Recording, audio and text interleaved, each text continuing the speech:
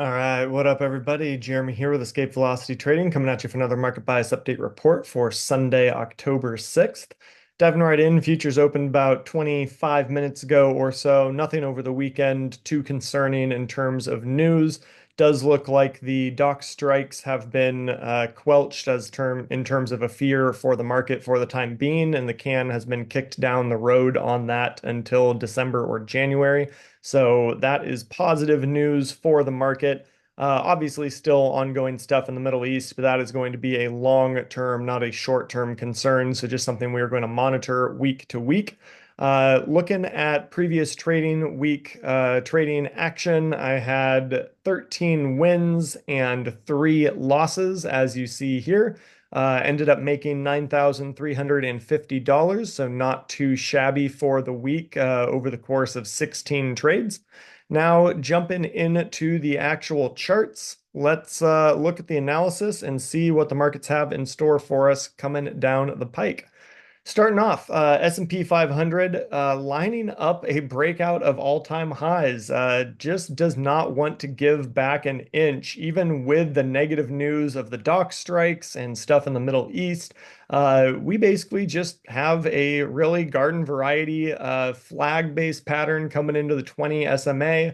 It has recaught the 9, crossed back above that, and we are lining up a breakout of 5,830 on the Nasdaq futures to break to all-time highs and potentially run. So obviously got to be bullish here. Nothing else to say. Bullish positions persist in the S&P 500.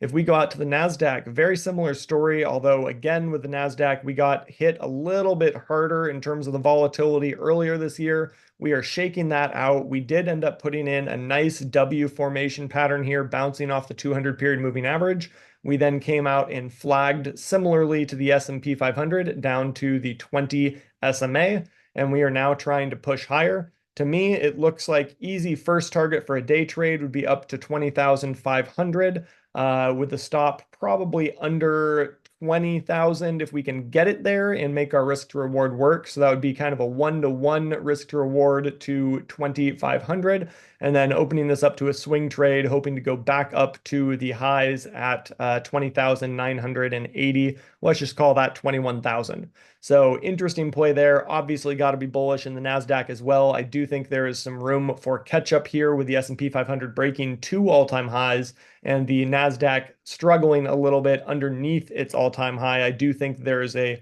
oversized percentage chance of a catch-up trade here and to partake in that. So I'm going to be watching that closely and probably diving in before too terribly long on that on the Nasdaq. Going out to the Russell.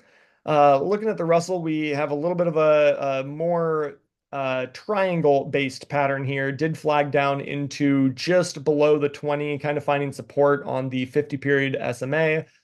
Looks like we are finally starting to break out of our diagonal resistance line here that we've had over the last couple of weeks, and do see 2,300 as probably being the top side target for a swing trade, and then stopping just underneath this diagonal resistance that we're breaking on, and hopefully underneath the 9 EMA. So interested in the Russell 2000 as well. Going out to the Dow Jones, rinse and repeat, exact same thing from the S&P 500, trying to line up a breakout. We do have a little bit of a wick here from on a 927 that we have to deal with, but in terms of the daily chart, I'm willing to discount that just based on the pattern and how tightly this has held support. We really did not give up an inch here, and the only reason that we came close to testing the 20 SMA is because time went by and the 20 SMA was able to work higher into the floor of this price consolidation over the last week or two, and price did not pull back into it. And that's an interesting distinction, especially when you're talking about building momentum in the market. And this to me looks like a momentum play, breaking to the upside. So anyways, interested in that and bullish in that as well. Going out to Bitcoin.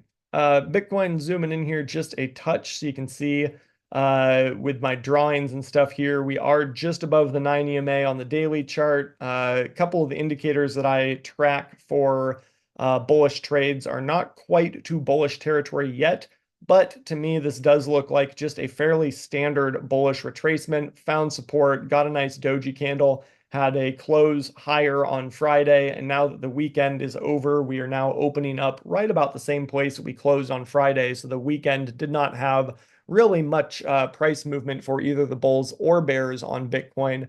And looking for this to move higher. First target on this for a swing trade would just be coming back up into our diagonal resistance somewhere around 66,000. I do think if we back this out onto a longer time frame and look at it on the weekly chart, today's candle is the first candle of this trading week, and we are holding just above the 9 and 20 SMAs. If we can break that and get that move back up to around 66,000 on the daily chart, we would be then testing the upper ends of our diagonal resistance line on the weekly and looking for a breakout to push back into the low 70s and then eventually trying to test all-time highs. I do think this looks better as an opportunity to potentially test those all-time highs again than we've had for quite some time. But this all starts on the lower time frame level charts. So for me, it'll be day trades and then working into swing trades on the daily chart, and then eventually working into the weekly charts for longer term investments that I have in Bitcoin. But right now, got to be bullish on Bitcoin as well going into the week. Going out to crude light, had a monster move this last week, and it's interesting to me that we've had so much chop in the crude light space ever since OPEC announced that it really wasn't going to be controlling the supply side of the supply and demand equation as much as they have in the past to stabilize and hold prices. And this is a story really I think we have to toss out to the weekly chart for. And on the weekly chart, even though the daily chart looks like it's shaping up and has some room potentially to the upside after maybe flagging or consolidating for the first part of this week, to me, on the weekly chart, this is still just a bearish retracement, and we have a ton of overhead resistance in terms of moving averages. So I'm not super interested in this space from a swing trading perspective. If anything, I will do day trades in this area, but it still has a little bit of mess and chop in the chart that I think needs to get cleaned up. I wouldn't be surprised to see this pull back into the 72.50, 72.75 area, try to hold support there early in the week. And then if it can hold that support, try to come back up into the 200 period moving average around 77 on the daily time frame. So there might be a trade there later in the week, but for the time being, I'm just kind of keeping an eye on crude light. Going out to gold. Gold not doing anything wrong, not overly bullish in terms of its momentum right now, just kind of chilling, consolidating this last big push that we've had, and that is to be expected after big movements like that. So again, nothing wrong in the chart here, but I think it does need another day or two to develop. And hopefully we will see a break of our overall diagonal resistance here on the daily chart and then resumption of bullish trend from there. If we do get that break of the diagonal, I'd be assuming somewhere up to 2750 would be my initial target. Going out to copper. Copper taking some time off after a monster run. It is at a very important resistance level that got tested not only back here in July, but also earlier this spring. If we can get above that and close above that, heading back up to around $5 for the year's high would be in order. But I think we need some development here. I'm not expecting a clean trade setup on this for probably at least another week or so. Going out to natural gas, had a monster run similar to copper and now giving a little bit of that back. It is trying to fight to see if it can hold support at the 9 EMA right now. Whether or not it can hold that level is yet to be seen. If we do give that up, however, and come back down to the 20 SMA around $2.60, I will actually like that more than if it just holds ground where it is and then tries to break out again. Not super interested in buying the breakout here, but I would be interested potentially in a bullish retracement back down to the 20 SMA. Going out to Palladium. Palladium is trying to find a base here, not overly bullish or bearish, just kind of sitting tight and consolidating here, trying to put in a floor. If we do get back above the 1030 to 1035 zone, I might be interested in taking a play on this, looking for another leg of momentum similar to what we had back in early to mid-September. but probably needs a couple of days to cook. And I ideally would like to see it get back above and close back above its daily 20 here around 1,040, but am looking at this as a bullish continuation at some point here in the next week or so. Going out to platinum, a little less clarity on platinum versus palladium, although they do tend to trade fairly similarly to one another.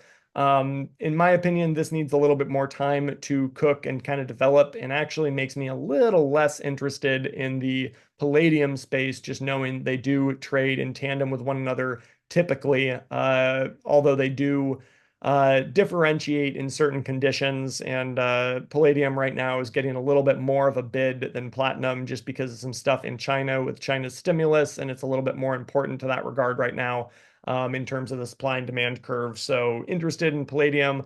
Platinum, kind of a mess, needs a little bit of time, not super interested in it. Finally, let's go out to silver. Silver's starting to get a bid here, and we need to put this on a weekly chart for this to be really told. Basically, we have a really big cup and handle pattern that is starting to push back up into that 32.75 to 33 breakout. And if we even put this on a further out time frame chart, let's go to a max monthly and then zoom in. Here is that massive cup and massive handle that I'm talking about. And now we are pressing into this breakout line. If we can break from there, I think up to 35 is just a stone throw away, and a $2 move in silver futures, just to put in perspective, is a large move. That's a $10,000 or $12,000 move in terms of actual gain or loss on the one contract. So interested in pushing back up to around 35, and then we'll size up if momentum has taken hold or not to see if we can get an exponential run out of it, but base case is heading up to 35. Finally, if we go out and look at our heat map, this is a 1 week performance looking at last week's performance of the S&P 500. We can see that money is starting to rotate back into tech, back into financials, and back into energy. So even though energy, in my opinion, still needs a little bit of time to cook and develop, money was rotating fairly heavily back into that area. And then outside of that, financials and tech, and that would really help the trade in the Nasdaq, especially seeing the likes of Google and Meta and Nvidia and AMD and CRM, those kinds of companies really starting to get a bid again. If that in fact continues this week, that catch-up trade on the futures for Nasdaq or just the triple Q if you like to play stock instead. Similar kind of pattern here with that bullish retracement starting to confirm to break out, and then eventually heading back up to 500 on the triple Qs if the stocks or options game is more your speed. So do really like that. And then finally going out to the week ahead, no economic data to speak of Monday or Tuesday. So we have a light week starting the week. Wednesday, we have FOMC meeting minutes coming out. Not expecting that to be a huge concern one way or the other. Core CPI and unemployment claims on Thursday will be very important to the market, as well as PPI data on Friday. So heavily weighted for Friday and Thursday this week for economic data to be concerned with as traders. But it's nice to start the week without any concerns with that and just let price action develop technically instead of being focused on news events. So with that, guys, take care. As always, trade safe. Let me know if you have any questions and hit me up if I can be of service in any way. Like and subscribe if you enjoy this content, please. It really helps me get the word out. Thanks, guys. Bye.